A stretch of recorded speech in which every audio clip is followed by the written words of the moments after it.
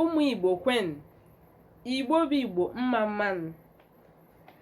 Ọ ka bụkwa mụ nwaada Igbo 1. N'ụbọchị tata, ihe m ga-akụziri unu bụ aha ahụ ị ga-akpọ di gị obi a na-abụ ya sọ Paulina. Aha eji anapụta ụmụ nwoke ego. That romantic name that you call your darling husband in order to collect some cash, you know. So today we'll be treating romantic names in Igbo language. Romantic name for men in Igbo language. That is our topic for today. You're welcome back to this channel, nwaada Igbo 1. Let's dive in straight. Nke mbụ bụ Odogwu. Odogwu means my hero. Odogwu nwoke, my hero. Odogwu is a hero. So Odogwu means my hero. Ikem, my strength. Ikem. Nwokoma. Nwokoma means good man. Nwokoma. Ị na-akpọ di gị nke a, obi ga na-atọ ya so sugar. He won't even know when he pay for that thing that he said he don't have money for. Obi m, this one emetụta m n'obi. Obi m, my heart. Obi m. Ịma abịa n'Igbo, a na-akpọ nwaanyị obi di ya.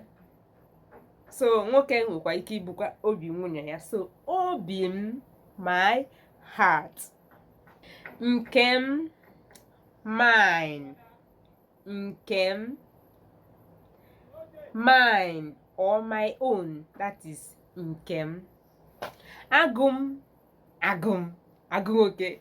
Agum means my lion. You know Agu is lion. So Agum means my lion.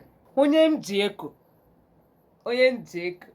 You know, we women, you used to boast with our husband. So digi kwesịrị ịbụ onye jeko.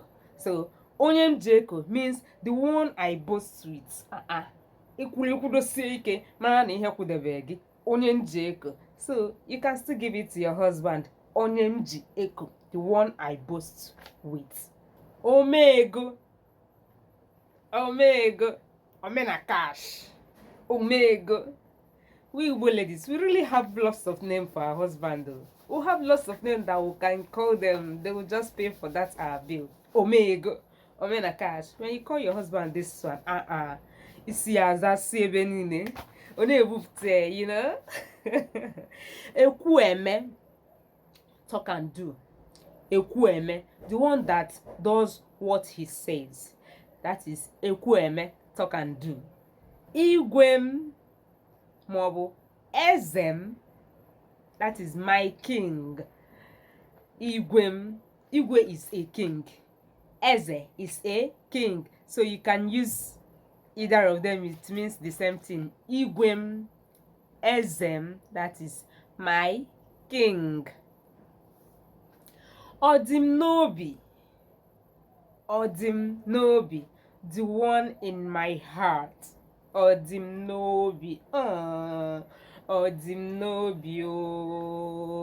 Odimnobi, that is the one in my heart. Obi ụtọ diga bụkwa obi ụtọ gị. Obi ụtọ my joy. Obi ụtọ ịfụnanya my love. Ịfụnanya my love. Ijele nwoke, a great man. Mana ụmụ egwu ahụ agụ ijele pụta mmanwụ blah something. So ijele nwoke bụ a great man. Ọpụta no with ebube nwoke esole wee na-apụta. Dike nwoke, that is a strong man. Dikem, my strong man. So dike nwoke bụ a strong man. Dikem, my strong man. Awesome, my sweetness. This one enter. My sweetness. Awesome. Nwoke ji obi m, the one that is dear to my heart. the man that is dear to my heart. Nwoke ji obi. Afụ dị mkpa afụ ogologo imi ya. Ịkpọ di gị nke a si ya zazu ebe niile. Afụ dị mkpa afụ ogologo imi ya. It means a handsome man. Nwoke na mma na ifunu nwoke na-afụnụ mma ya na ogologo imi ya, you know. Afụ dị mkpa afụ ogologo imi ya. When you say that your husband is afụ dị mkpa afụ ogologo imi ya, it means that he's very handsome. Onye m hụrụ n'anya, the one I love. Nwoke eji eje mba, the man we go event with. Nwoke eji eje mba. Na nwoke pụta na ọ dị presentable.